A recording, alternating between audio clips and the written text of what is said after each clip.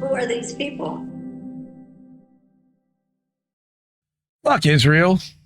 So, the first story is Robert Inlakesh, Indie Media Award honoree, Robert Inlakesh. Go to indiemediaawards.substack.com. There is a page dedicated to each honoree with all of their links. And we really worked hard to try to vet this list of people that we have trusted to be consistent over the years. Nobody gets it right all the time, but these people we trust the most, and we rely on to tell us the story unfiltered without a corporate spin. So this is Robert Inlakesh, and he's doing this for Palestine Chronicle. He's written for a couple other publications too, but he talks about 22 months of complicity, why the media suddenly changed its mind on Gaza. Pretty interesting. All right, that he says that the mask has fallen off of Western leadership and their corporate media machinery. They aren't allowed to suddenly pretend as if they weren't complicit in this genocide. After 22 months of complicity and silence, Western news outlets appear to have had an epiphany about the live stream genocide in the Gaza Strip. Yet, given that this change has coincided with a similar rhetoric shift from Western leadership, it's not been received the way that they had hoped and should be. You may have noticed a near 180-degree pivot in the way that Western media outlets have been reporting on Israel's actions in the Gaza Strip. Let me make this a little bigger. Yet, given that this change has coincided with a similar rhetoric shift from, okay, I get that one. It's just months ago, the BBC, Sky News, CNN, the Associated Press, and even popular commentators like Piers Morgan, who's owned by Rupert Murdoch anyway, its Talk TV network or channel, were all framing the genocide as Israel's defensive war against Hamas. Well, now that same media machine is challenging Israeli officials, standing up to Zionist propaganda, and in many cases calling out Tel Aviv's policies for what they are, in line with what human rights groups and UN reports have been saying for months, years now.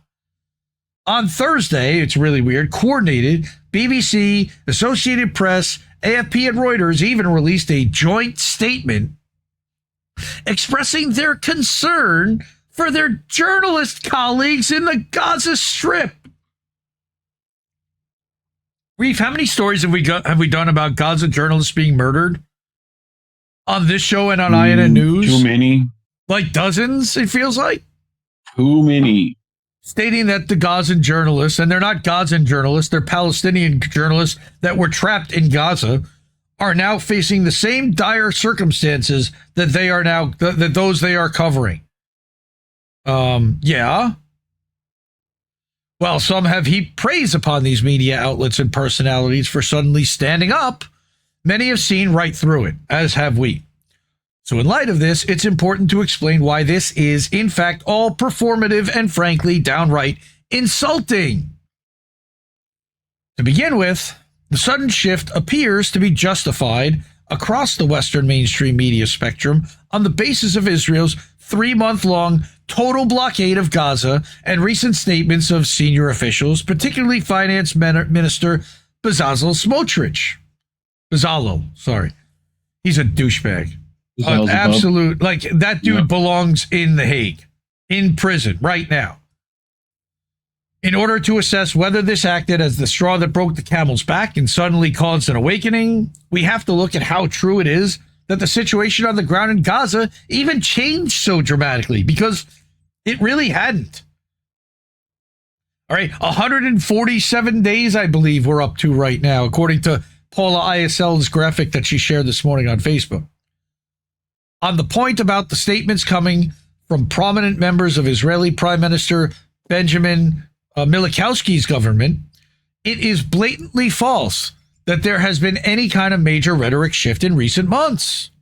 In fact, one only needs to go back to South Africa's submission to the ICJ in late December of 23 to get a full list of genocidal statements. Again, that was 18 or 19 months ago. When the ICJ genocide case hearings took place in January of 24, and I remember that Reef and Colin were one of the few news shows that covered those in detail, one of the most convincing arguments presented by South Africa's legal team was the fact that everyone, from Israeli prime minister, president, defense minister, to media personalities, had made genocidal remarks, which then were interpreted by soldiers on the ground as orders to commit a genocide. On October 9th, 2023, 2 days after October 7th, then Israeli Defense Minister Yoav Gallant asserted that his military was fighting, quote, human animals, unquote, and that, quote, I have ordered a complete siege on the Gaza Strip. There will be no electricity, no food, no fuel. Everything is closed, unquote.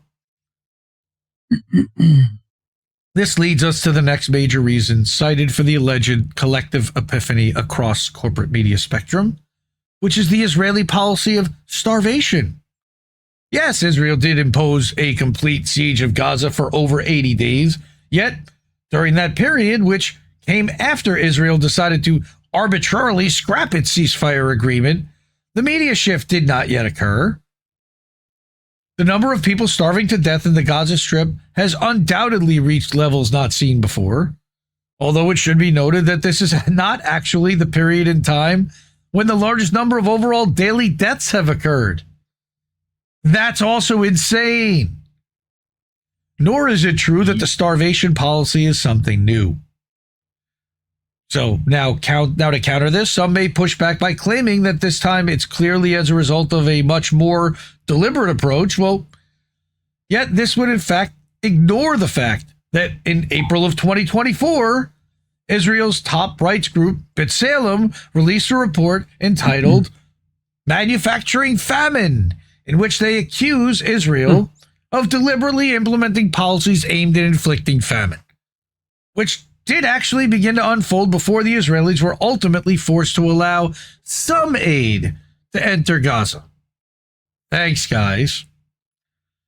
So then we come to these statements appealing to Israel to allow aid into Gaza and expressions of concern for journalists. Let's address the statements of concern, such as the BBC, AP, AFP, and Reuters statements.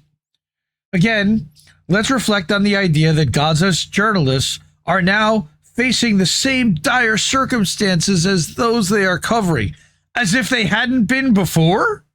Hadn't been. Right. This would have been true. As well as the doctors and the aid workers and. Right. This would have been true if it had been published 22 months. And the hostages. Oh, yeah, the hostages. Right. Right? Yep. Don't forget them. This would have been true if it had been published 22 months ago, and only now are they suffering the circumstances of those they cover? No. They've been suffering exactly as the rest of the population has since the beginning of the genocide. These journalists don't need statements of concern. They deserve an apology from BBC, Reuters, Associated Press, and AFP for the atrocious reports they put out throughout the genocide that have worked in many cases to whitewash and justify Israel's actions. And I'll never forget the press conference we put where Abu Bakr Abed spoke for 5 minutes eloquently berating the Western press. How dare you? At least 217 Palestinian journalists have been murdered by Israel since October 7th, 2023, making this war in Gaza, it's not a war, it's a massacre inflicted by the Israelis on the Palestinian people who have no tanks, who have no helicopters, who have no military. The deadliest for journalists in human history. No big deal. That's more journalists who've been killed covering the genocide than died in all of World War II and Vietnam combined. Yes, World War II and Vietnam combined. That spans what? From 1939 to 1945, so that's 6 years. And Vietnam was another 1965 through 1973, another 8 years. So you're talking about 14 years worth of actual war where there was shooting on both sides and journalists embedded with troops. All of that combined, every journalist that died isn't as much as the 217 that were killed already in the last 18 months by Israel themselves. Every other country on earth can't add up to what fucking Israel did. Again, 217 Palestinian journalists murdered by Israel since October 7th. How many times? 217 fuck Israels for that, for sure. Yep. 217 million fuck Israels for that. If we pair the shift in coverage from these media outlets with the change in rhetoric from their respective governments, or at least major political parties they align with, it begins to make sense what's truly happening here. Well, what is happening here, Robert?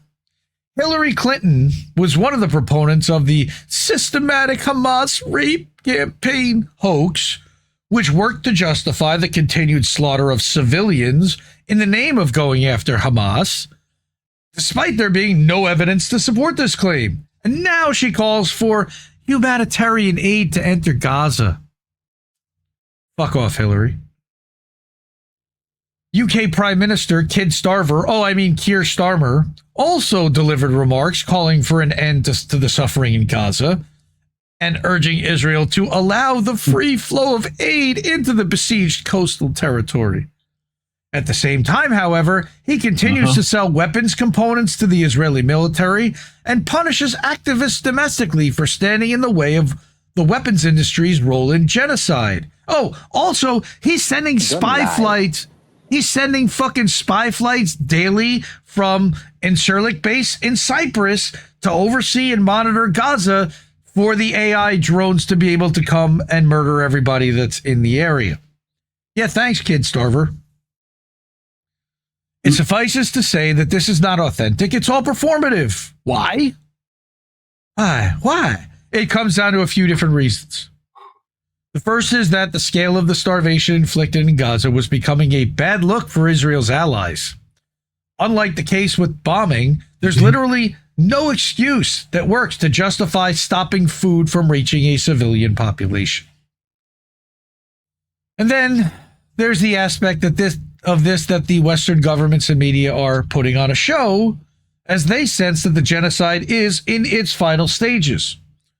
The governments make empty statements without any real action to follow it up, and while Western media gets to try and salvage their tarnished image, the whole world has watched every outlet, once held up as the gold standard of journalism, lie so blatantly and work as stenographers for the Israeli Foreign Ministry.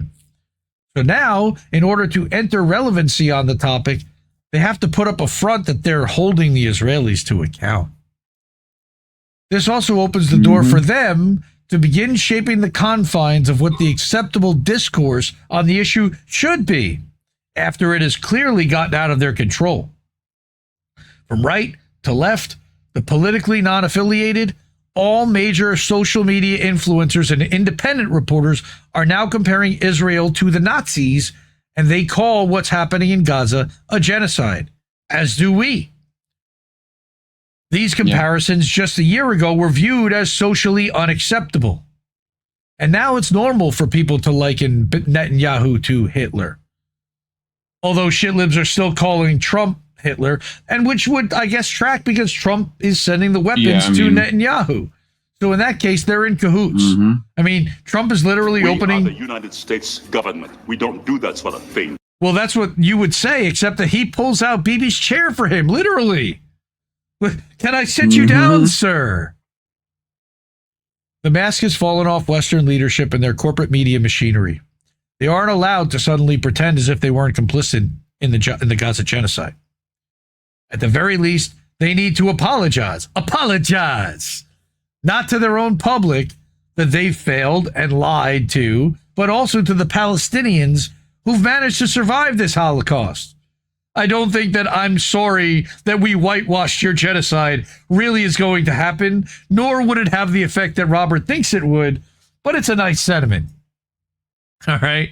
We're sorry. That's We're right. We're sorry. We're so sorry. We're sorry. Sorry. That's BP.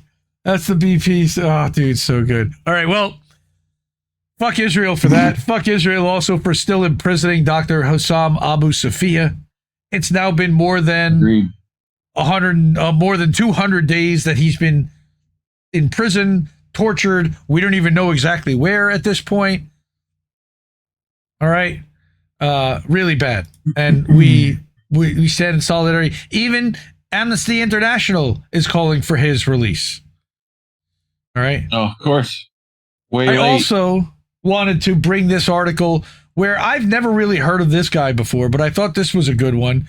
It is morally wrong to support the two-state solution for Israel-Palestine. Yep. Politicians do it because they want to hide the fact that they support Zionist ethnic cleansing. France and the UK and other nations are now saying they will or might recognize the Palestinian state as if that were a courageous act of justice. It is not. Right? So, calling violent ethnic cleansing the creation of two separate states is like calling decapitation by guillotine a cure for acid reflux. Many people who, to their credit, want to support justice in Israel-Palestine and want to support human rights for Palestinians and want to end the unjust oppression of Palestinians that's inflicted upon them by Israel's occupation of the West Bank wrongly think that the way to do this is to support the two-state solution. This is a terrible mistake, and here's why. So this is a somewhat long and historical article. That's actually not that long. Okay, so here we go. First, the number one grievance of Palestinians is that the Israeli government has for many decades been carrying out violent ethnic cleansing to remove them from the 78% of Palestine that is now called Israel, just because they're not Jews. The number one demand of Palestinians, a totally righteous demand, is to end the ethnic cleansing by allowing the Palestinian refugees to exercise their right of return to freely live anywhere in Palestine, including the part called Israel, where they once lived until they violently were driven out by Zionist leaders in 1947-8 and again in 1967, and are driven out even today by unjust oppression, such as the demolition of their homes, which Israel has been doing, both by bomb and by bulldozer. This ethnic cleansing serves only the rich and harms ordinary Israeli Jews as well as Palestinians. This ethnic cleansing, contrary to what Israeli leaders claim, is not at all for the purpose of making Israeli Jews safe. It's for the purpose of enabling the billionaire Israeli ruling class, and yes, Israel has one just like the U.S. does, and in some cases they're dual citizens like the Adelsons, to make Palestinians a boogeyman enemy with which to frighten Israeli working class Jews into obedience to the Israeli upper class that pretends to protect them from this quote-unquote enemy. Note that the Israeli government has and still does fund Hamas, at least partially, and he's got receipts for that from pdrboston.org. All right. Israel's government attacks ordinary Jews as well as Palestinians. Okay, so that's also in another article. Again, far from ending the terrible ethnic cleansing, it makes it permanent. The two-state solution is by definition to end the conflict by having the Palestinians agree to forfeit forever their right of return to the 78% of Palestine now called Israel. In exchange for having a tiny piece of Palestine, it would actually be even less than 22%, because much of the West Bank, where there are lots of Jewish settlers living, would be added to and now become part of what is now Israel in any actual settlement. Okay, it would be nominally only a quote-unquote Palestinian state. I've been saying that forever. This Palestinian state would be no more independent of the Israeli government than is the nominally independent region of Gaza independent of the Israeli government. Same thing. Gaza is a place in which residents can't even leave, and into which residents cannot import anything without the permission of the Israeli government.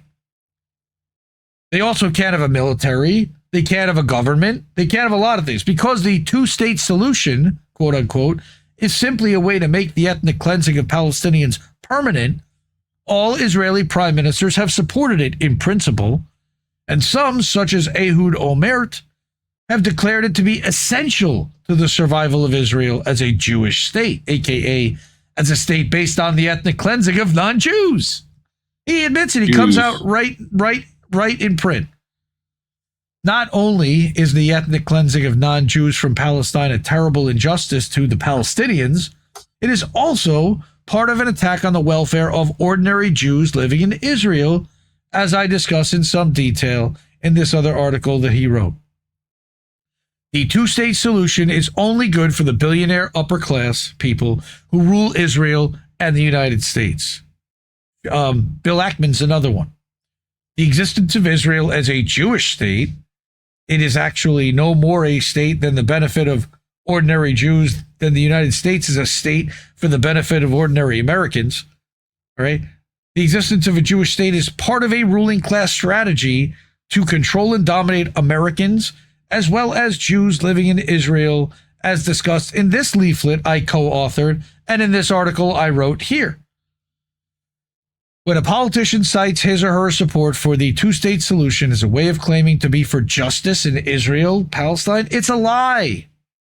The two-state solution is an oppressive and unjust attack on both Palestinians and ordinary Jews living in Israel. Politicians know this. We should know it too. All right. And then, yeah, here it goes. This was from Ehud Olmert from 2007. And I thought that was interesting. And what again, did I say? What? Go back Go in. ahead. Go ahead. Just read that. Yes, So quote. the day comes when the two-state solution collapses and we face a South African-style struggle for equal voting rights. Then, as soon as that happens, the state of Israel is finished. Prime Minister Ehud Olmert told Haaretz Wednesday, the day the Annapolis conference ended in an agreement to try to reach a Middle East peace settlement by the end of 2008. The Jewish organizations, which were our power bases in America, will be the first to come out against us, Olmert said, because they will say they cannot support a state that does not support democracy and equal voting rights for all its residents. Okay. Sure. Yes, and he's not wrong about any of that. So why did it take 20 fucking years? Yeah. All right.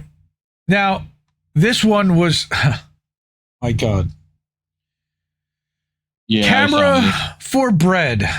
Gaza journalists are now selling their equipment in the hunger market.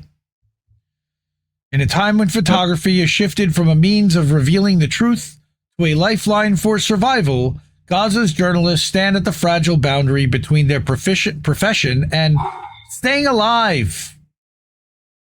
Okay? These guys are now selling their cameras because they literally have nothing left to give, to sell, and they feel like they've already done all the reporting there is to report. If you can't figure it out by now, guys, what the fuck?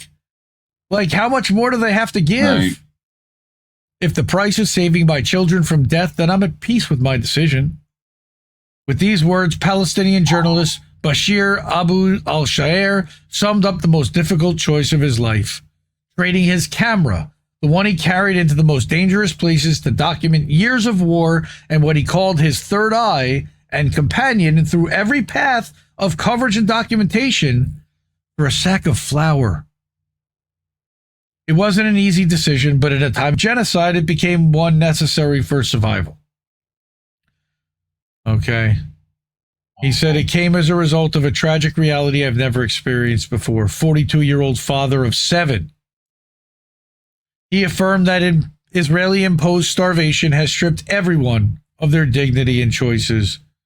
There used to be a saying that no one dies of hunger, but that proverb collapsed at Gaza's borders. Everything that once pulsed with life has died of hunger here. Those who remain alive are battling death just to survive. All right, the markets are nearly empty of food supplies. 140 days, I would guess so. All the stocks are gone. The famine is growing more brutal by the day, claiming the lives of those already worn down by pain and hunger. It spares no one. Siege, starvation, displacement, and killing all are tools the occupation uses against us. His children hadn't even eaten bread in days. They cry out from hunger, and I'm powerless to help. We're watching our children die before our eyes while the world does nothing.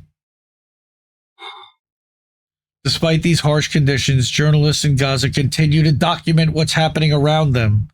Every day we step out on shaky legs from hunger to capture the suffering of others, even though we're living the same pain.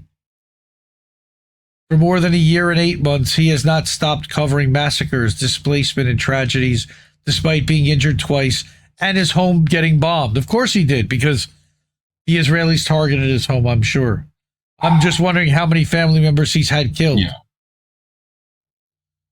He said, I'm a Palestinian journalist who survived death multiple times, suffered injuries, had my home bombed, but I'm not alone.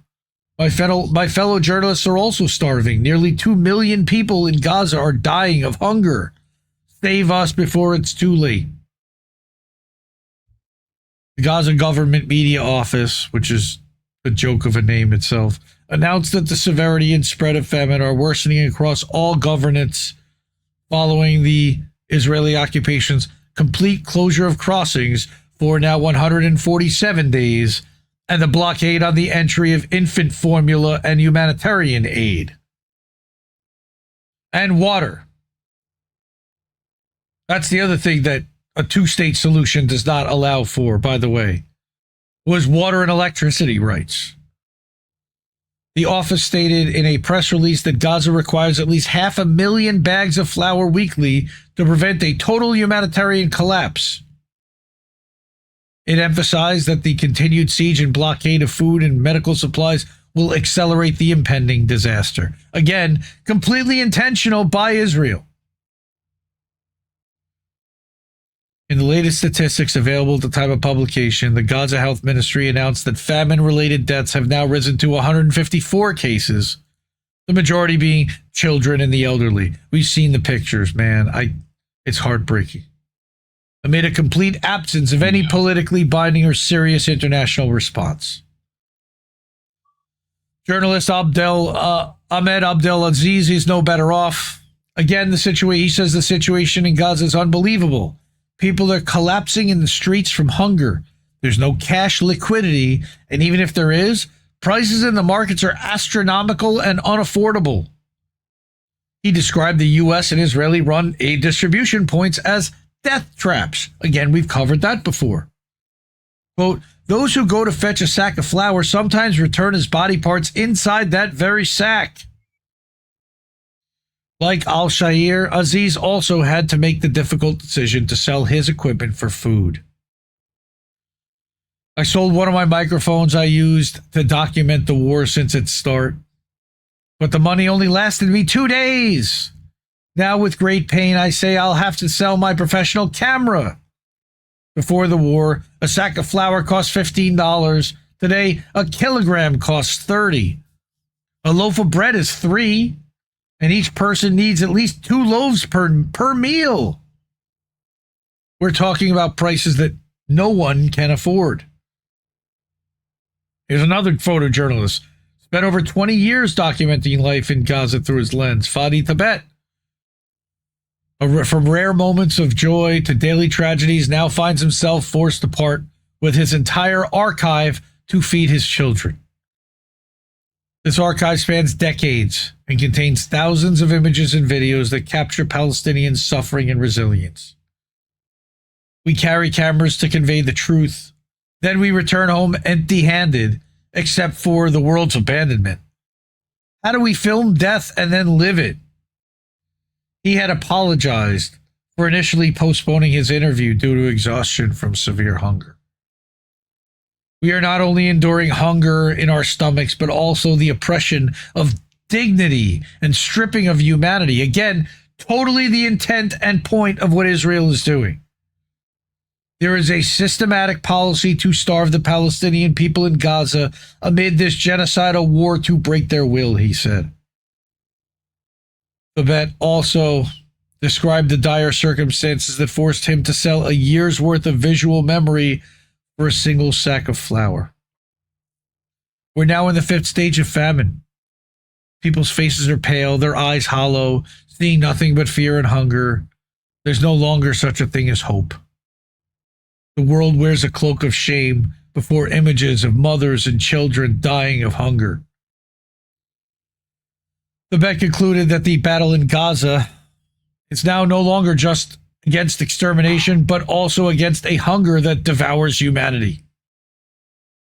Families who survived rockets and bombings now find themselves fighting for a piece of bread. It's so fucking cruel. And the scarce aid, if it arrives, turns into a threat to life or an unattainable dream, he said. With every sale of equipment and photo archive for survival, the world loses another set of eyes that bear witness to the truth in Gaza. Again, Israel's intent. Amid these testimonies of starvation, the cries of Gaza's journalists coalesce into a single message: save us before the voice is buried along with the image. Again, that's from Prism magazine, Prism Reports, prismreports.org. But I got more. I'm not going to go through this one. This is a long one from Sam Husseini. 12 points on the Zionist occupied territory and Epstein. Democrats suddenly pretending to call out Epstein and talk about a billionaire cabal. They won't mention Lex Wexner. The two deadly arms of empire manipulate their bases to ensure genocide. So go read that one. I'm going to put that in the description. All right. And then the ones I did want to show was this one. Oh, my God.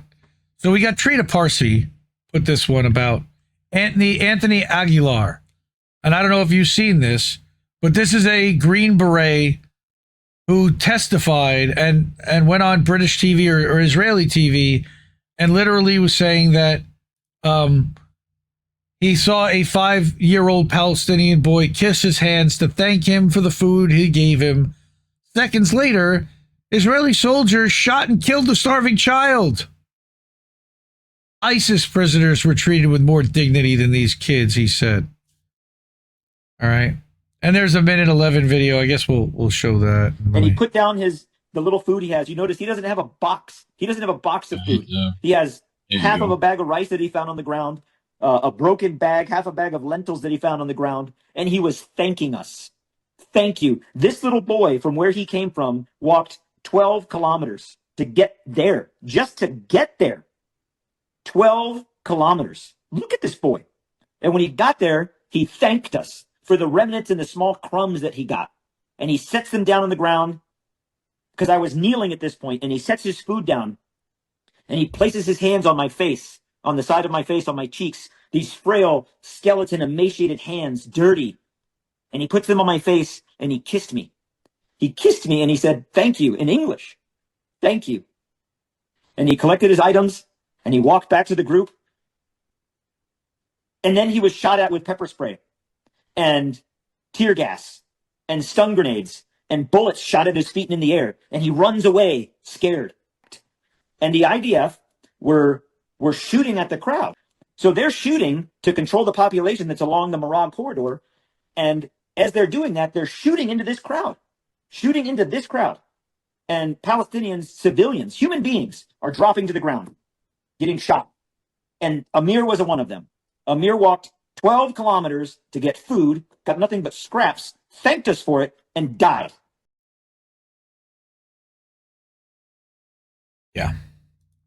So Trina Parsi again put that video up as well as the pictures. I served in the Army for 25 years. I've been shot 3 times in combat. I'm pretty tough.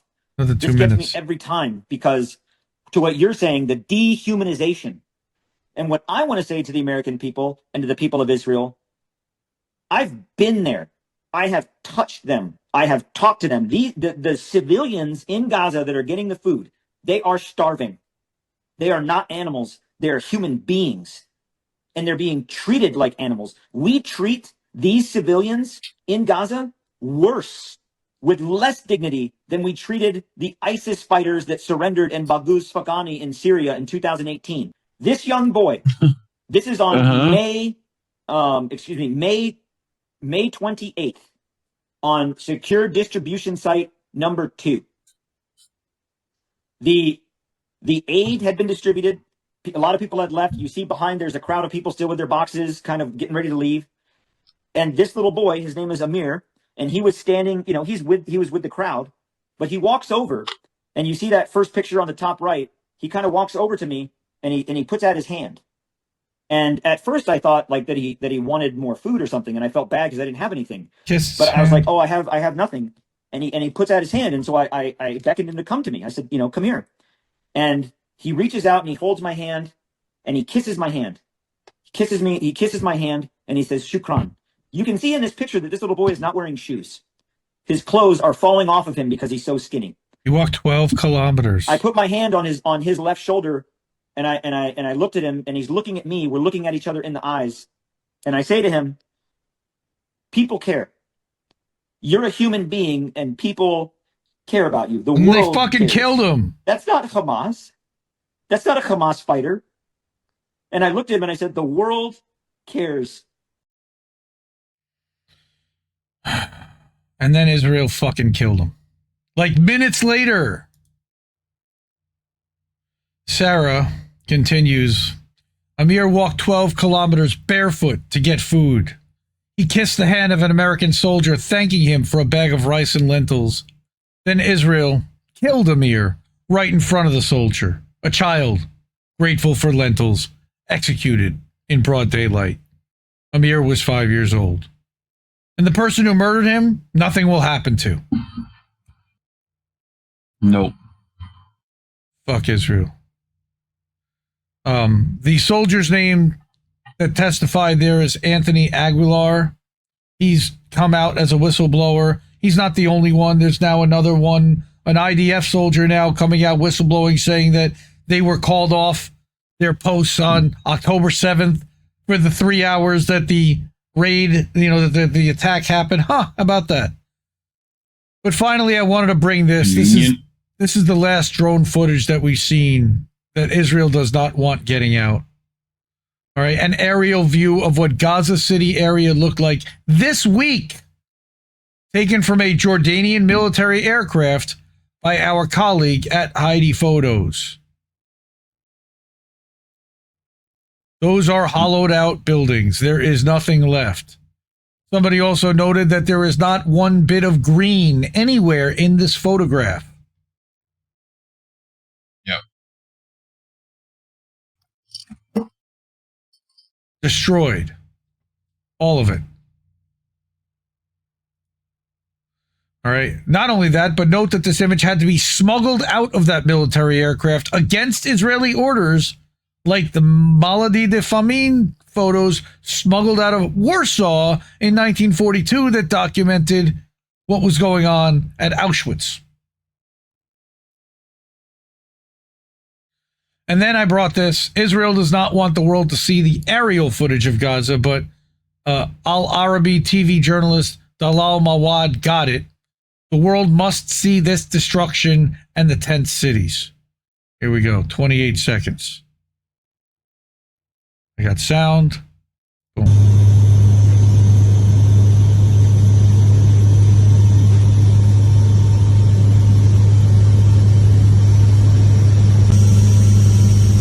There's the tent cities on the beach. ولكن من دون فرض عقوبات تستمر الإبادة تحت أعين العالم. دلال معوض، التلفزيون العربي من سماء قطاع غزة. Jesus. Just nothing left. There's nothing left. Except the people that have survived. Managed to survive 18, 19, 20 months of, 22 months now of destruction and famine and the healthcare system being completely destroyed. And no water for 3.5 months, etc., since March 2nd. Disgraceful. Fuck Israel. And fuck the United States government for funding, arming this. Fuck everybody. They all, including the corporate press, they all need to be brought on charges. I want a Nuremberg too for all of this. We need to have some kind of reckoning for this. Yes, Greg, almost like an inside job. Fog of war, right. Fog of war. That's what they'd say. Something 15 years ago was a sci-fi horror, except that they did this 15 years ago too, and they got allowed to do it again. Mm-hmm. People ask, how did it happen? Because our people are as stupid as the Germans were in World War II. We got people right now that are cheering this shit on. Look at fucking Twitter. All the Trumpers that they now turned into genocide defenders because he's arming and funding it. Oh, that was a long fuck Israel. And for that, you know we're not going to get remonetized by YouTube on this channel. So if you're able to, and it means, please subscribe, support, do it through another platform other than YouTube or any of the others. Cash App, $ Indie News Network. There's like no fee. Ko-fi.com/Indie News Network. There's a small one. PayPal.me/Indie News Network. As friends and family, there's no fee. Or you can also go to IndieNewsNow.com. That's our website, and keep the media free there. Go through Stripe. Or you can go to INNnewsletter.com or IndieMediaToday.com. Those are over at Substack, where we are live right now. Seven Sign Soul, Nuremberg was held because of the degree of sadism of the atrocities there.